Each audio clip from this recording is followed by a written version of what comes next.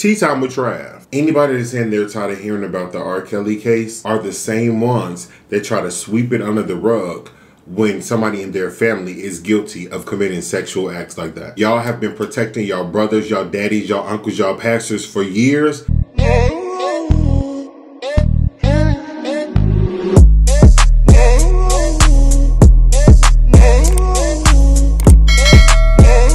What's going on, y'all? It's Ayootravv and I'm back.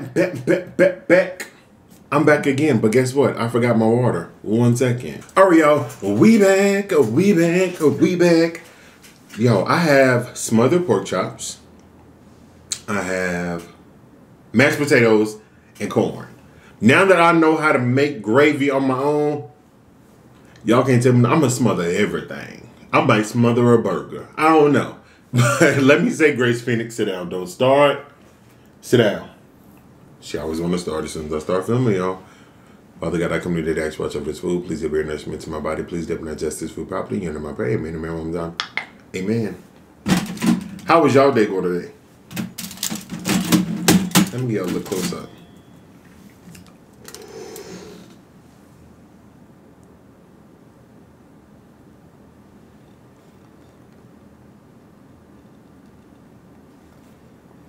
Alright, was trying to act like it ain't want to focus. Okay. How do I want to pick this up? Well, y'all still got to get a thumbnail.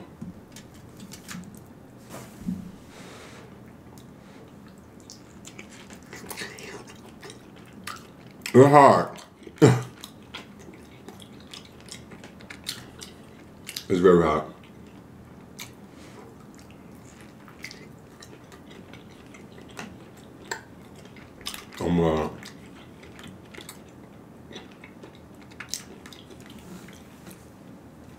Yeah, this is good.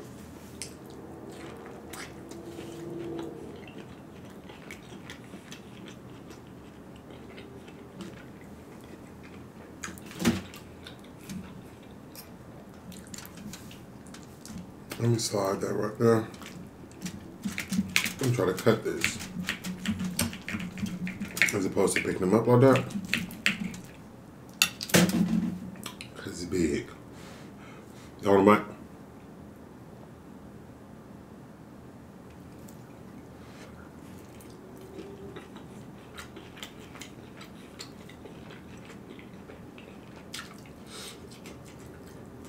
Ooh.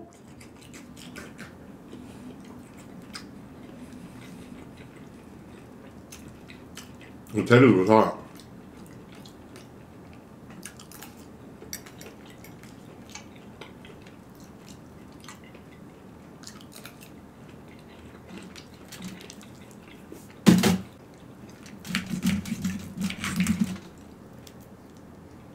Yo, this topic that we're about to talk about, we've talked about before. However, there were new episodes that came out.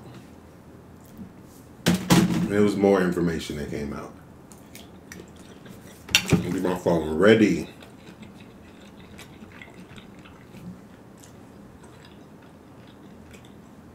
I broke these up into subcategories, y'all. Tea time with Trav.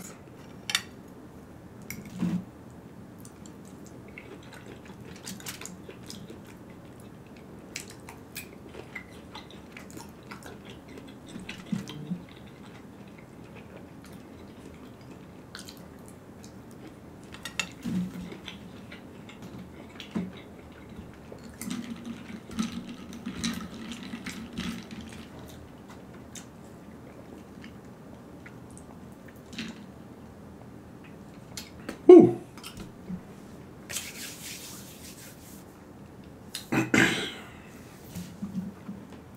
Although Aaliyah has been dead for decades, her story needs to be told. I really don't care what nobody say. The only reason why y'all are tired of hearing about it is because y'all are the same ones that think out of sight, out of mind. No, not trying to hear that at all. Ultimately, anybody that's saying they're tired of hearing about the R. Kelly case are the same ones that try to sweep it under the rug when somebody in their family is guilty of committing sexual acts like that. Let's talk about it. Y'all have been protecting y'all brothers, y'all daddies, y'all uncles, y'all pastors for years, but they're criminals. Just because you pretend like it doesn't happen doesn't mean that it didn't happen. It needs to be talked about because at the end of the day, Aaliyah was the first of many. It was a repeated pattern. So they have to start from the beginning to get to the end to ultimately get justice for every victim of R. Kelly.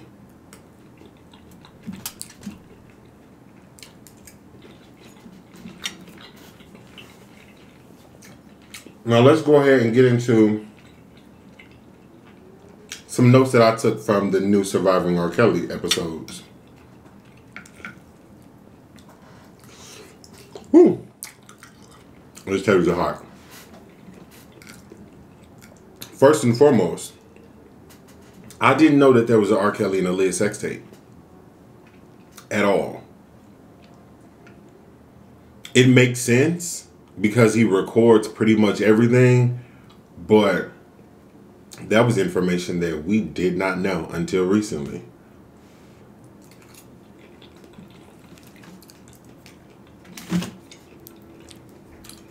And now if y'all know, they got R. Kelly on RICO charges.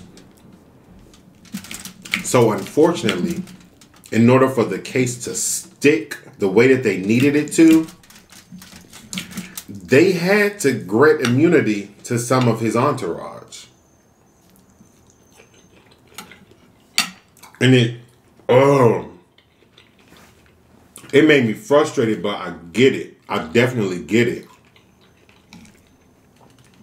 Had some of those people not come forward, he probably wouldn't be convicted right now.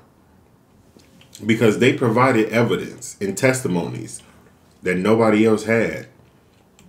Nathan J. Edmond was he was the pastor that married Aaliyah and R. Kelly. I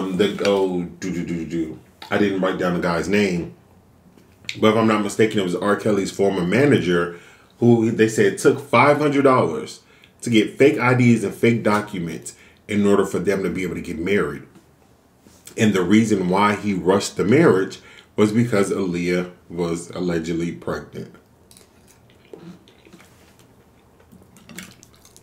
At the age of 15. She was pregnant by a 27-year-old R. Kelly. And they asked why did he rush it? Because of the pregnancy. Apparently during that time, if they were legally married, he could not go to jail for her being pregnant, although she was underage. I put this because y'all know they try to say on the fake document she was of age, which we know is a lie. Now they then start to talk about how close R. Kelly was to the mom of Aaliyah. Which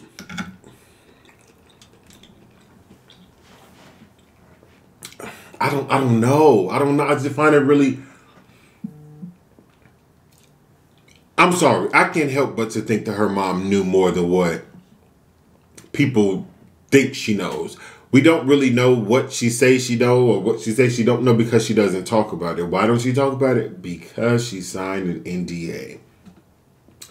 During the trial, they read off the settlement between R. Kelly and Aaliyah's family. Apparently, the royalties from his first 3 albums was going to Aaliyah's family.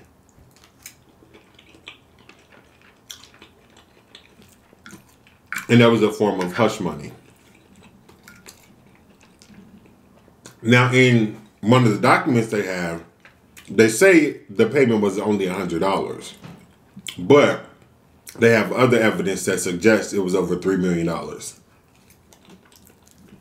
As far as the settlement. And I just don't understand how you could put a price tag on your daughter. I don't. I would never understand that. And it's clear as day that Aaliyah was traumatized from that.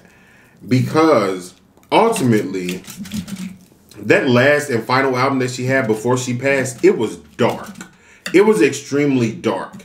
And it seems like that album may have been like some type of emancipation album where it's like she was reclaiming her time, but it seemed like she was ready to tell a story. Because those songs, some of them talk about pain, talk about hurting, talk about a man putting their hands on her. And for all we know, that wasn't an issue between her and Dame Dash. So who could she have been talking about? That's a question.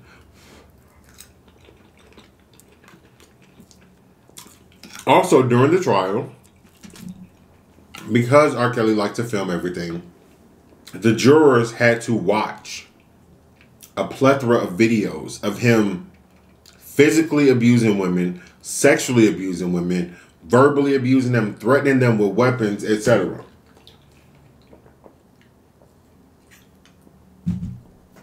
One of the major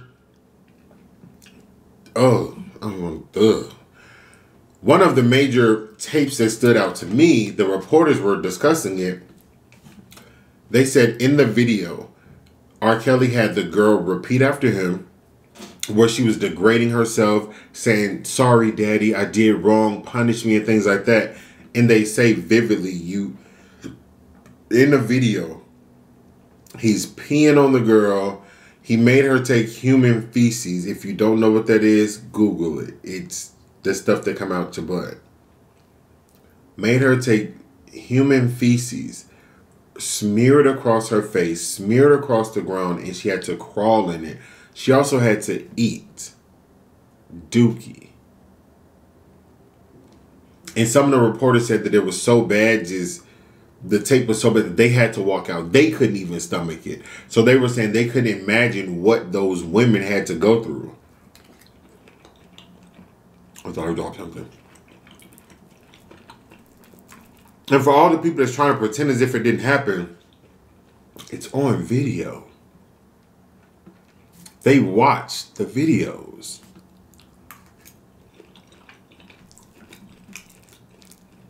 But furthermore, I realized something last night that I'm mad I didn't realize when I was, prior to watching it. R. Kelly named his studio in Chicago the Chocolate Factory. We already know Willy Wonka and the Chocolate Factory. That's where children came to have fun. Think about it. Put two and two together. That they be putting stuff right in front of our eyes and we just be too blind to see it. There was also a victim. She was from, I believe, Colorado. She was a radio DJ. She wanted to do an interview with R. Kelly. So they flew her out to Chicago. They brought her into the Chocolate Factory. Now, they took a picture of her. She said they then took her phone. But prior to them, putting her phone away, they took down contact information from her phone, like family members and friends.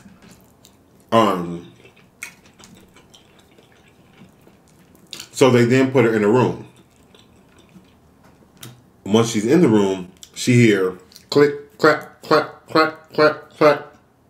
They're locking her in the room from the outside. Ultimately, she has no way out.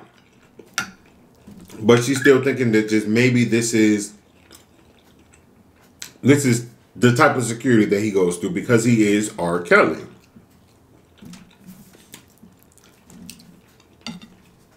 She says she's waiting. She's waiting. Nothing. Hours go by. Hours go past. Minutes go past. And there's a phone in the room that she's in. So she calls to the front desk and she's, letting them know she has to use the bathroom and stuff like that. They wouldn't let her leave. They told her she needed approval from Mr. Kelly. And she would never hear back from them. So she said at one point, she's tempted to call family and friends, but she had to sign the NDA when she first walked in there.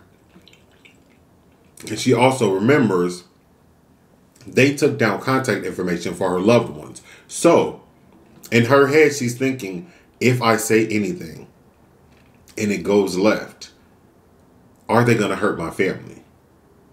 So she never called family. But after, I think, day 2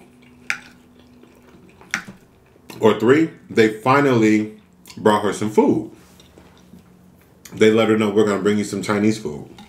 So she gets her Chinese food, and she remember they gave her a Sprite. But in the Sprite, it was a cup. It was open. You know, it wasn't a bottle or anything like that. She remembers eating the food.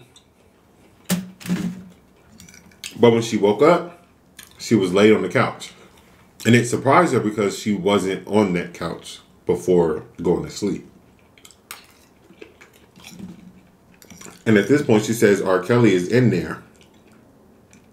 And he's like fixing himself up. And she remembers like white stuff being all on her face. And I was like, oh my God. So at that point, she knows that she has just been drugged and sexually assaulted in some way, shape, or fashion. Shortly after, someone comes to the room and says, you can leave now.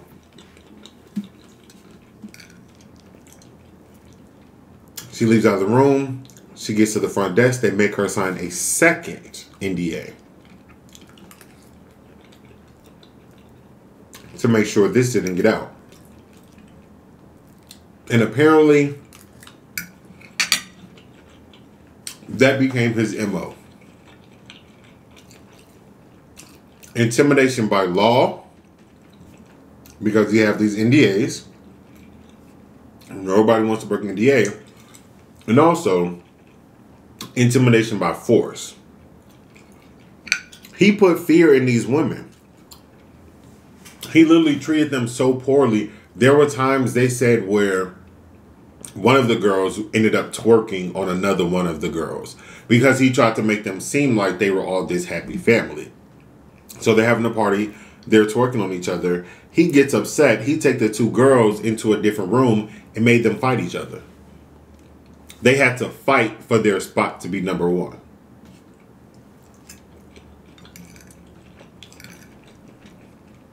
And we're not even going to talk about when he tried Azriel, what was her last name? Carrie, Azriel, whatever her name was. By her last name. They tried to burn down her family's house. They set the car on fire. They had to move. One of R. Kelly's entourage ended up getting charged for arson. I forgot the exact charge and I forgot the time that he received, but he pleaded guilty. So he pleaded guilty, so he admitted to doing it. Also, the premiere of Surviving R. Kelly. There was a gun threat. Someone threatened to shoot up the event.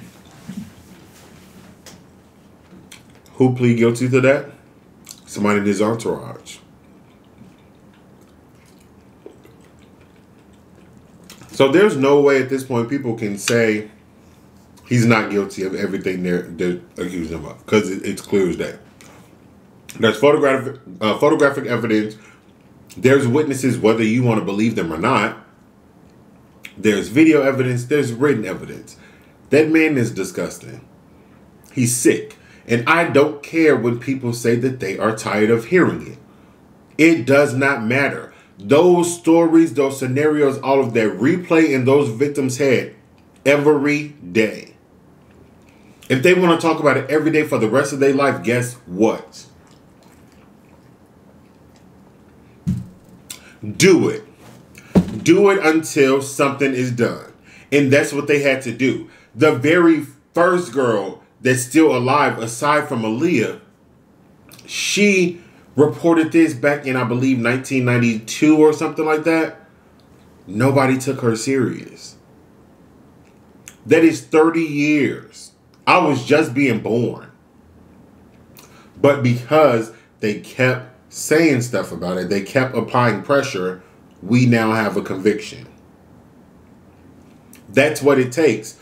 Ultimately, everybody is not being held accountable. There's still people on the streets that helped this man do the stuff that he did, so their job is not done. The ringleader has been taken down, but he didn't act alone. They want justice. They deserve justice. Get them. All of them. Including Aaliyah's parents. I don't care. Her uncle too. I don't care.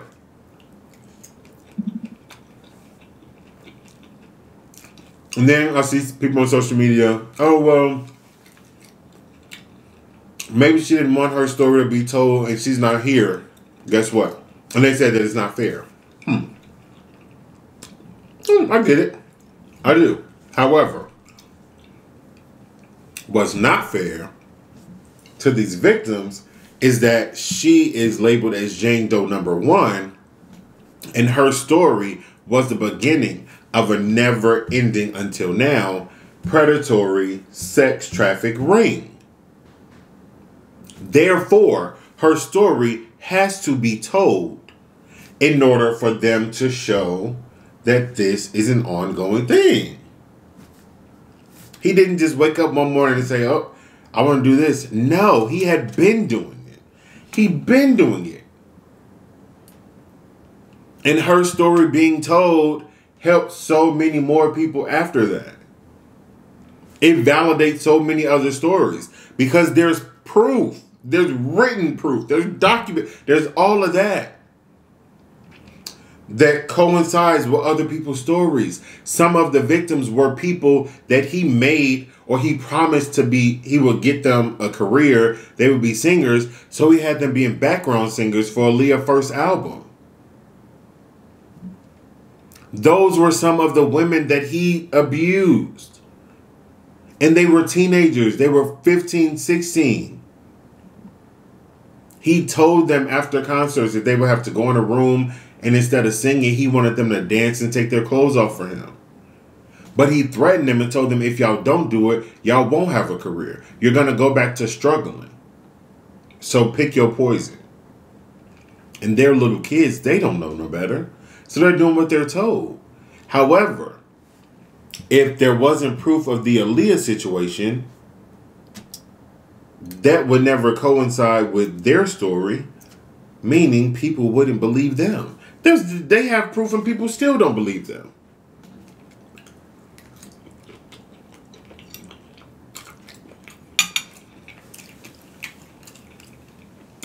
That's sick.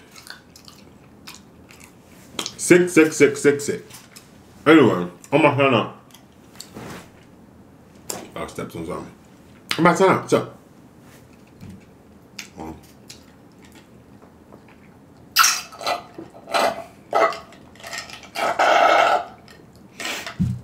Y'all already know what to do. Check the description down below for the website, www.ayootravv.com. Dig it, Ayoos sauce, the AMS, Airdrip, all that. If you have not subscribed to the channel, it's right there. Oh, wait, no, it's up there. It's right there. So you know if I need to drop a new video, but if not, if you want to stay connected with Ayootravv. Actually, I need to change that, because if you're watching this video, the bell is going to be right there. And the button will be right there. That's what I'm going to start doing. So, let me try that again. If you haven't subscribed to the channel, the bell right there. Hit the bell right there. So you know if I need to numbers up in the video, but if not, if you want to stay connected with Ayootravv, jump back into the description. Scroll all the way down to the bottom. Boom. Right then on there, you are going to see my social media: Facebook, Snapchat, Twitter, Instagram, TikTok, OnlyFans. Just kidding. BIGO. Add me, follow me, leave me a comment, Instagram, leave me this, do whatever. Let me know what's like, what's don't like, what you want to see, what you don't want to see, what you want me to see, what you don't want to see, what you want me to see, what you want me to see, what you want me to see. Other than that, it's been real. Ayootravv's out.